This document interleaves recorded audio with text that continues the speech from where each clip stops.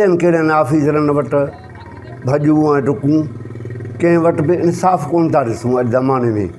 मूं ठाही ज़माने ते पाड़ो पाड़े खे पियो खाए, ॾोह ज़माने जो जॾहिं ठाहे भेण सुखी ऐं भाउ ग़रीब आहे, भेण न भाउ जी ख़ैर खा आहे। ॾोह ज़माने जो जॾहिं ठाहे, पाड़ो पाड़े खे पियो खाए था, ॾोह ज़माने जो जॾहिं ठाहे। ॿुधो हक़ीक़त पंद्रहीं संदी आहे, वाहन ते ती वारा बंदी आहे, हाए हुकूमत यार अंधी आहे, क़ौम ॾाढी दोस्त गंदी आहे, पैसा ॾेई जॾहिं पाण हेराए। ॾोह ज़माने जो जॾहिं ठाहे, पाड़ो पाड़े खे पियो खाए था, ॾोह ज़माने जो जॾहिं ठाहे।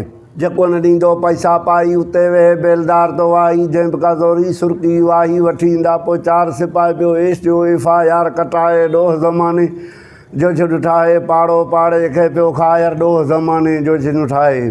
ज़ुल्म कंहिं मिसकीन धंधे थो, सूबेदार न केस वठे थो, पैसा ज़्यादा मुंशी घुरे थो, चोर छुटा ऐं भाॻिया मुठा वञी धकी जो चैलान बि आहे। ॾोह ज़माने जो जॾहिं ठाहे, पाड़ो पाड़े खे पियो खाए, ॾोह ज़माने जो जॾहिं ठाहे।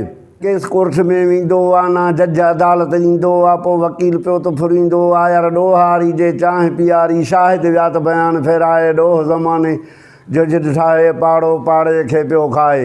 मुला बणिया नेक निमाज़ी, ताजिद रोज़ पढ़नि तुराबी, नीयत ॼाणे कादर काज़ी, बाक़ी ज़िक्र ते जिन खे ग़ैरत आहे। ॾोह ज़माने जो जॾहिं ठाहे, पाड़ो पाड़े खे पियो खाए, ॾोह ज़माने जो जॾहिं ठाहे।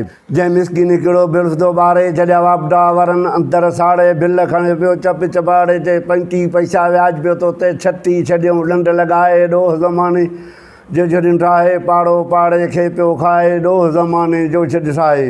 हिक एकड़ ते मसा आबादी, कोटार लिखी कुल्ले रादी, खांतेदार आहे वेठो हयाती, रिकार्ड में जॾहिं लिखी ममाती, छॾिया तपेदारनि खांता फेराए। ॾोह ज़माने जो जॾहिं ठाहे, पाड़ो पाड़े खे पियो खाए था, ॾोह ज़माने जो जॾहिं ठाहे।